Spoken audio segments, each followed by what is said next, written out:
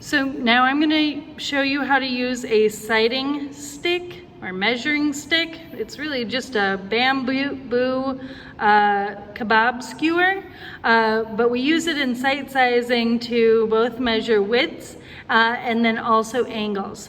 We're going to apply these techniques to help us describe this big sink that is appearing in our environment. All right, here we go. So the first thing that I'm noticing is that my sink edge, this right edge of the sink, is falling pretty close to in line with the right edge of the cabinet. It might just be bumping out a sliver. So I'm just going to lay that in. So this right edge that I've just drawn here is going to relate to that right edge of the backsplash of the sink. All right, and I haven't measured that much because I was able to just find a relative position. You can see that the sight stick is actually really helpful for that. I can hold it out as a vertical line and run it, align it with the observed right edge of that shelf.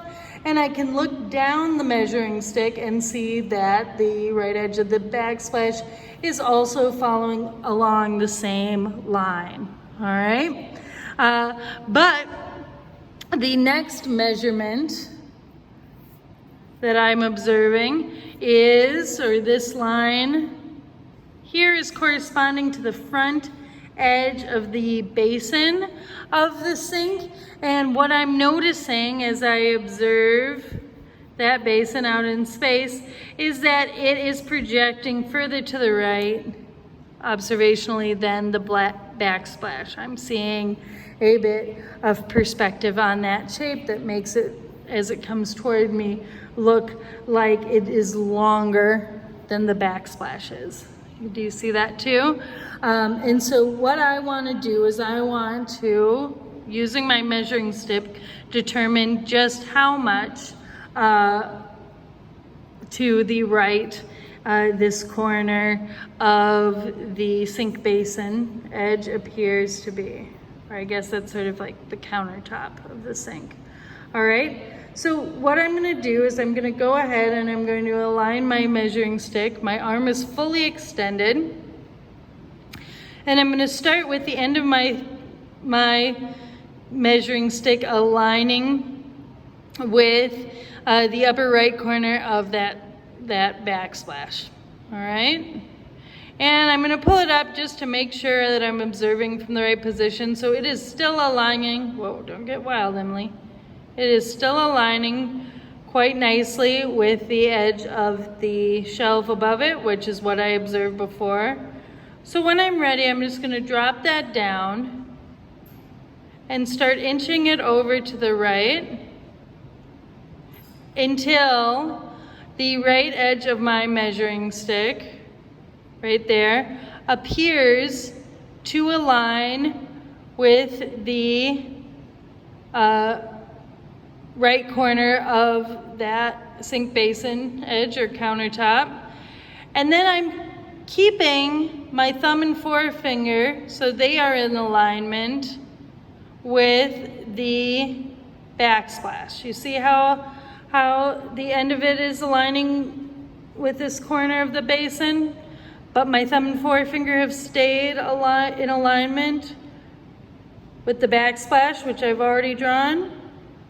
Then what I'm going to do is I'm going to take it over to my drawing. Well, actually, I'm going to just mark that position as a little tick mark with charcoal. And then I'm going to drop it on to my drawing, just like so. So I aligned the tick mark that I had drawn to relate to the edge of the backsplash. I align that with the backsplash on my drawing. And then I make another tick mark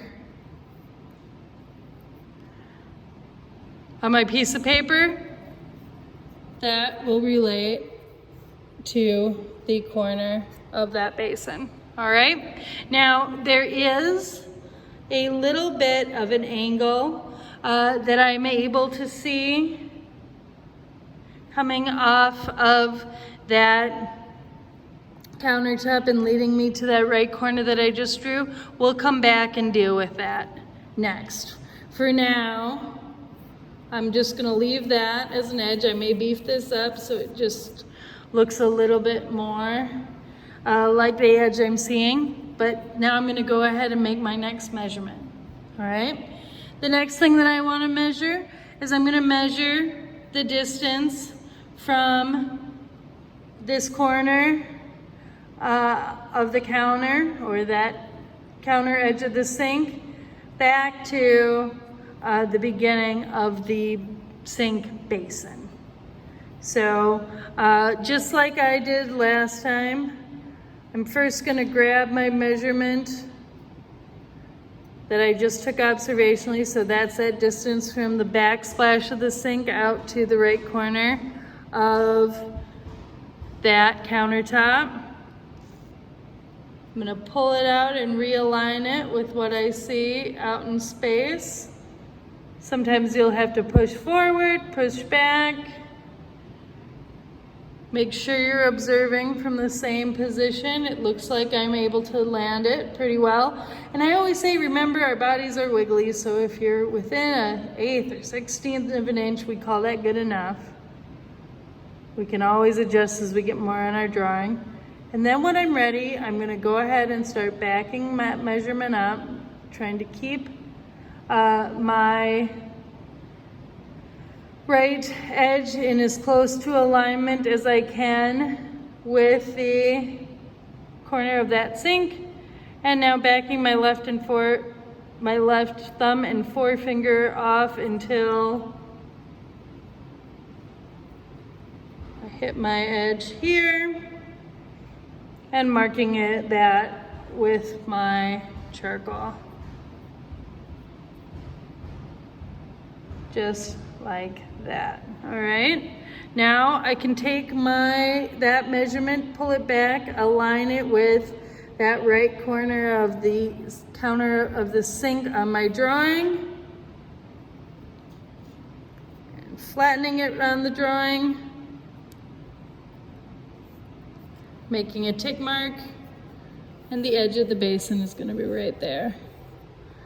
All right, if you ever need another way to sort of verify it, you can switch tools.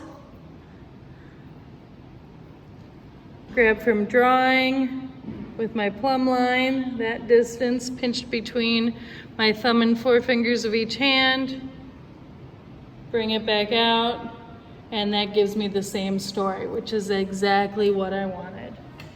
And so then I can feel really good about that measurement.